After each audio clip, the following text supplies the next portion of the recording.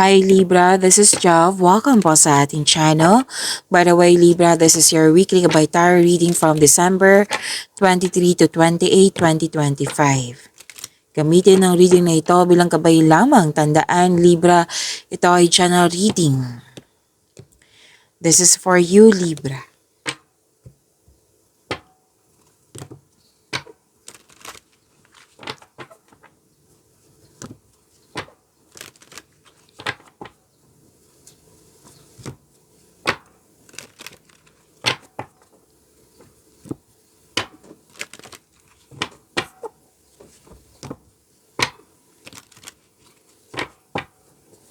Para po ito sa iyo Libra. Ngayon, December 23 to 28, 2025. Kailangan ko mag-strepsil. Saglit lang po.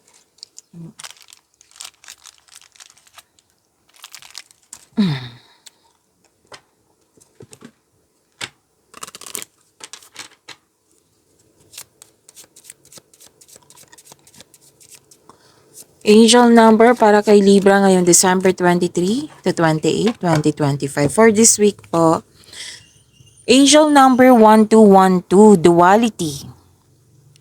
Within your shadows of dark and beams of light, the Divine is reminding you to embrace the duality that is your individual spark. The spark is being ignited and is ready to illuminate the path ahead. To attract more blessings, let us say the power of affirmation. Let us say,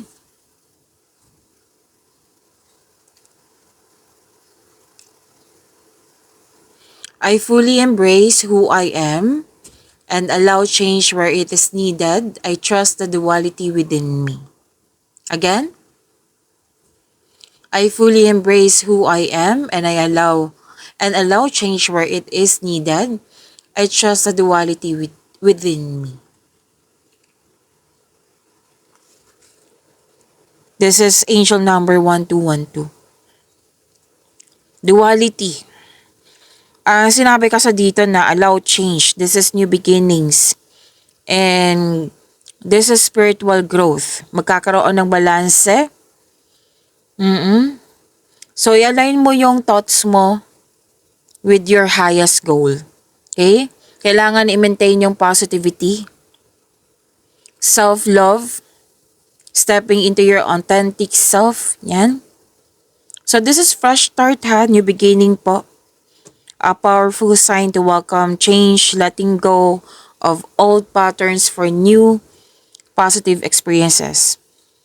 Again, yung mga baggages mo, yung mga old patterns na carry mo pa rin, yung bit-bit mo pa rin hanggang ngayon, i-release mo na yan. Sabi ng card dito, let go mo na yan at i-welcome mo yung mga changes na dumating sa iyo which is positive experiences. Yes, itong new beginnings na ito may positivity na may experience nyo po. And sinabi ko kanina, di ba, spiritual awakening, na sinabi dito na nasa right path ka. Na in-encourage ka ng angel number 1212 mo na trust your inner voice and spirit's guide. Your angels. God. Syempre si God. So balance and harmony, pagkakasundo, open communication, mutual support. May nakita kong ganyan. So yun po ha. Your thoughts, merong power yan. Kailangan i-maintain mo yung positivity niyan. Positive thoughts with clear intention. Yan, importante yan. Mag-a-align kasi yan sabi ng universe. Mag-focus ka sa iyong desire. Binigay kasi sa inyo, itong new beginning ito, binigay sa iyo. And I think this is for me this is answered prayer. Kasi binigay ni universe sa iyo. O, ito na yun, Libra. Bigyan mo ng action para may sakatuparan yan. Para may experiences ka, para may ma-learn ka. Hindi lang maabot yung goal mo, kundi may experiences nga at may matutunan ka sa journey na ito. Focus on your desires to bring them into reality. And nagpaalala din dito na love yourself more. Tapos i-keep mo yung ipagpatuloy mo yung magkakaroon ng, hindi lang siya positive thoughts kundi positive self-talk. Yung sinasabi ko sa inyo, tinuturo ko sa inyo kanina na positive affirmation, yan. Magaling ako, maganda ako, magiging successful ako, kung ano man yan. Parati ko yung tinuturo sa inyo. Okay? So, yan po. Angel number 121 to, ang ganda.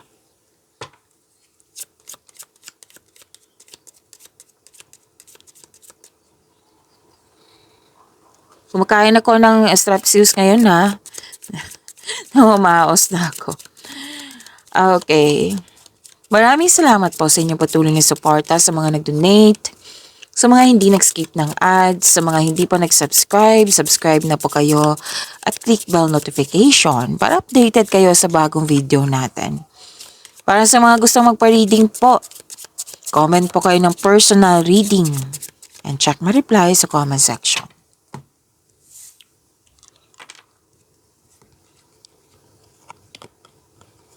Okay. Habaan ng pasensya. Yan yung unang nakikita ko dito, habaan ng pasensya. Nakikita ko kasi dito na sa angel number 1212 nyo, na mag-iingat talaga sa pag-iisip, like, maintain positivity, right? Tapos, kasi ito yung, may nakita kasi ako ditong laban-bawi. May nakita kong ganyan. Kaya nagkaroon ng delay. So, paisipan niya na mabuti. Kasi may nakita ko dito in-offer sa iyo. At yung solusyon, magtiwala sa inyong sarili. At may nakita rin ako dito na may kausap ka. Pwedeng mentor mo to. Kasi nagbigay ito ng wisdom message sa iyo na ang siyang dahilan na bumalik yung courage mo, yung you're taking action with courage na. Yung naging okay ka. So again, do not create delay. Kasi nagdadalawang isip ka dito. Like, laban pawe, okay, may new beginning. Sige. Wait. Hindi ako ready. Yan. Kasi, pinipigilan ka ng iyong baggages. Like, may na-experience ka sa nakaraan na hindi mo makakalimutan, hindi mo nagustuhan. Tapos, naisip mo na, baka mangyari to, so ingat muna ako. Wait lang, wait. May mga ganyan. So, sinabi ng card dito na do not create. You have to believe in yourself. Kasi sinabi ko kanina, di ba, sa angel number 1212 nyo, na I believe this is an answered prayer, itong new beginning na ito. Kasi marami kang positive experiences. Yan yung mga kailangan natin. Di ba? So, wag kang matakot, wag kang, kumbaga, may nakita sa kong fear, doubt, hesitation dito. Na dahil po yan sa mga nakaraan. Kaya in-advise kanina, di ba, sa angel number 1212 man na, i-release mo na yan, Libra. Hindi na natin kailangan yan. Mag-focus na tayo sa positive changes na ito. Kasi this is answered prayer, di ba? Yan. Para din na may hinihintay ka na nagkaroon ng delay, pero you have to believe in yourself. Continue mo lang yung mga ginagawa mo dyan. Kasi darating naman yan Pero most likely talaga to, yung hesitation na to. Kasi may nakita kasi kong offer.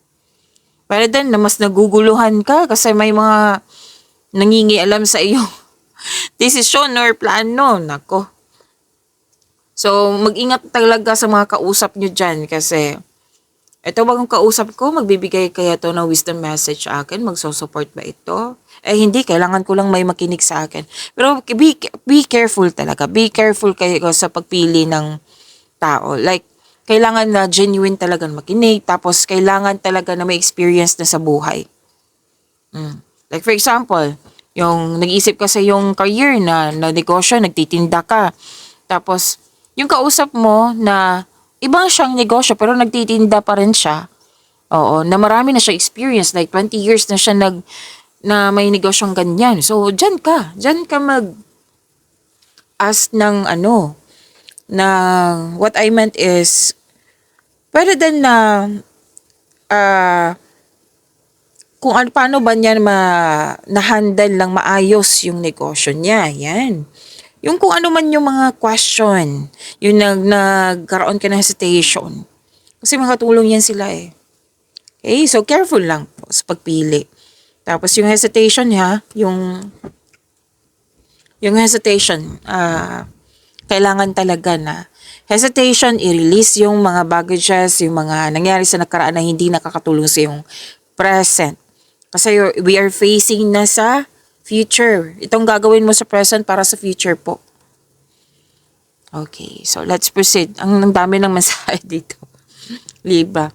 So may nakita ko ditong nag-uusap sa negosyo, sa career and finances. May nakita nga ako feminine energy dito. Oh. Tapos you have the power, you have strength. Magaling ka sa mga ginagawa mo, magaling ka na leader. May promises, commitment, deal, signing of contract, or di kaya sa business partnership ito, pagsisimulan ng negosyo, pagsisimulan ng connection sa isang tao.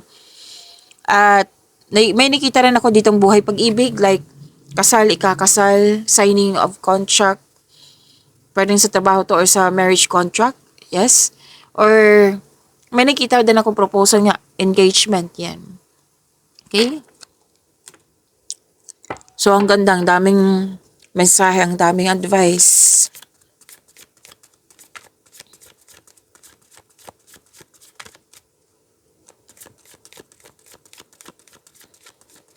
Energy po ni Libra ngayon December 23 to 28, 2025. Andito po si Angel of Innocence.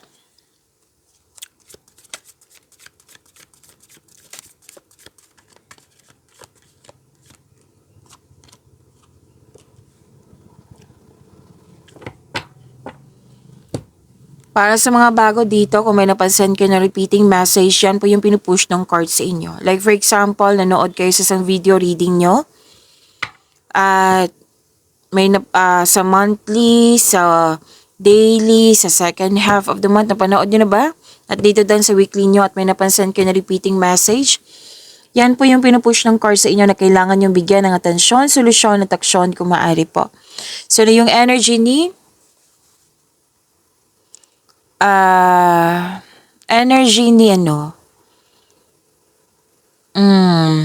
Libra.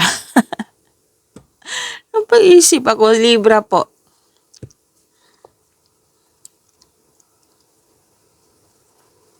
Libra new beginning din to. Yan din ang sabi ng yung angel number 1212. This is freedom, anticipation, new journey. Oo, kasi may new beginning na pinapaalala sa iyo dito. Kasi confident ka naman din na nasa right path ka, which is sinabi naman na yung angel number 1212. Kasi marami ka na experience, marami na ako experience, na go na ako. Pero syempre, kahit confident ka naman sa new journey mo, kailangan din ng pag-iingat sa paggawa ng desisyon, kailangan magkaroon ng konkretong plano at makinig sa inyong intuition. Okay? So take a leap of faith and trust the support of the universe. Please know that you're divinely guided. Huwag kang matakot sa mga new beginning na iyan na kasi may mga lessons nga na and this lesson, okay, again, these lessons, okay, natawa ako sa sarili ko, bakit nabubul ako. Itong mga lesson na ito, may matutunan ka. Okay? Itong lesson na ito, mag-create ka sa to ng new opportunities. Yan, di ba? Ang ganda.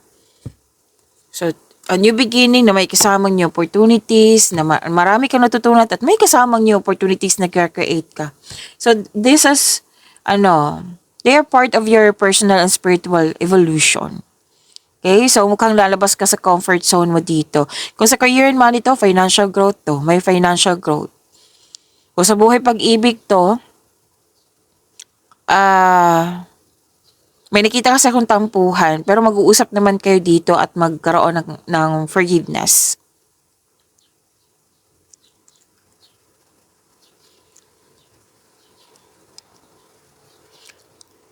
To attract more blessings, let us say the power of formation, kasi andito po si Angel of Innocence. I am free to find my own path and have strength for the new journey ahead. I am free to find my own path and have strength for the journey ahead. Kung sa Tagalog ba kasi may nag-request po,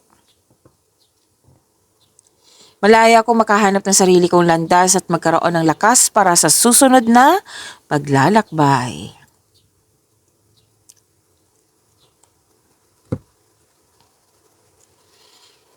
So, dalawang card mismo sinasabi dito, new journey.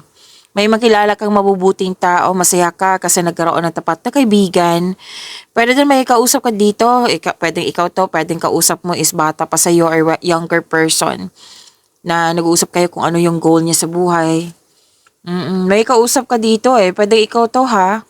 May kausap ka kasi dito regarding sa career and finances. Nag-uusap din to Makaka-receive din kayo ng good news. Yan. Tapos nakita ko dito masaya ka, stable, and may job offer opportunity na excited ka kasi naka-align to sa passion mo. And please prepare yourself, Libra, kasi kitang-kita ko dito busy ka.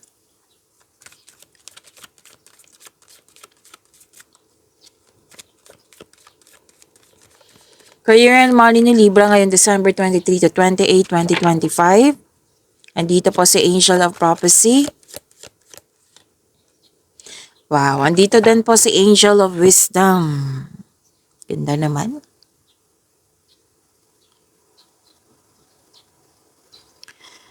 Okay. Kung nag-aantay ka ng job opportunity or contract, may sinabi dito na delay pero na nagkaroon ng frustration. Pero sinabi naman ng card dito darating din to. So make yourself busy muna. Okay, make yourself busy habang hinihintay mo to. Kasi sinabi naman ng card dito na alam mo to na may process. It might be nainip ka kasi excited ka. May exciting kasi naganap dito.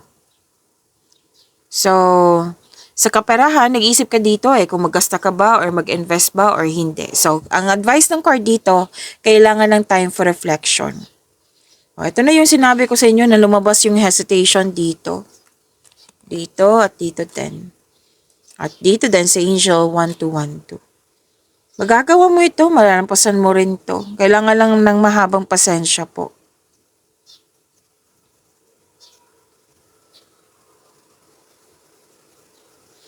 So this is victory. This is you're very inspired in doing some action. Power pa rin to Personal power. Mahigit pa sa success to victory ito. Mas lumawak yung vision mo sa buhay. Tampante ka sa sitwasyon mo. May nagtulungan dito May nagtulungan ako nakikita dito and gumagawa ka din ng sarili mong rules. Kumbaga naging stricto ka na. Nag-strict ka na like parang discipline din to. Okay, may victory, may success. So nagawa ko. So sa susunod na journey, maging stricto na ako like for example, papasok na ako ng 8 a.m. para mas maaga akong matapos sa mga ginagawa ko. Yan, mga disiplina, rules yan. May nakita kong ganyan. Example po yun So, to attract more blessings, let us say the power formation, let us say. Andito po si Angel of Prophecy. Let us say, I'm waiting for a reason and I make the most of the time I'm given to gain new insight. I'm waiting for a reason and I make the most of the time I am given to gain new insight. Angel of Wisdom. I'm strong, stable, and in control of my life. Again, I am strong, stable, and in control of my life. Kung sa Tagalog pa kasi may nag-request po. Naghihintay ako ng isang dahilan at sinusulit ko ang oras na binigay sa akin upang makakuha ng bagong pananaw. Angel of Wisdom, ako ay malakas, matatag at may kontrol sa aking buhay.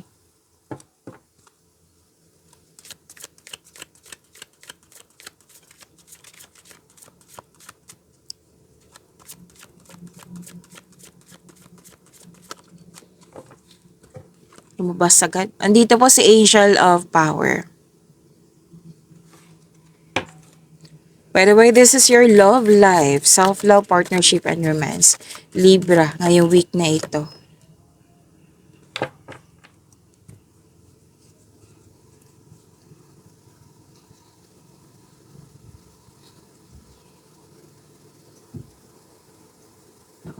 Okay. Hmm. Instead mag-overthink or mag-overanalyze, magtiwala sa inyong sarili. Lahat kayo, single ka man, may relasyon sa buhay mag-asawa. Makinig din kayo sa inyong intuition kasi mukhang may malalaman talaga kayong sikreto. Tapos may mensahe din ang universe sa'yo. So, connect to your intuition kung pwede po, kung gusto niyo po.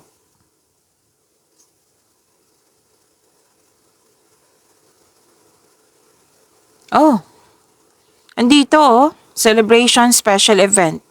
Pwedeng may kasal, monthsary anniversary, or pagtatapos, or any kind of achievement. Saya masaya. Andito siya at andito din to. Masaya kayo. Mm-mm. Tapos may nagplano dito na magsama na sa isang bubong. Ang sa mga single dito, handa nang pumasok sa relasyon. Yes, ang ganda nito, masaya ka. So, pag imanin niyo po yung blessings na binigay sa inyo, Libra, see you tomorrow. Maraming salamat po.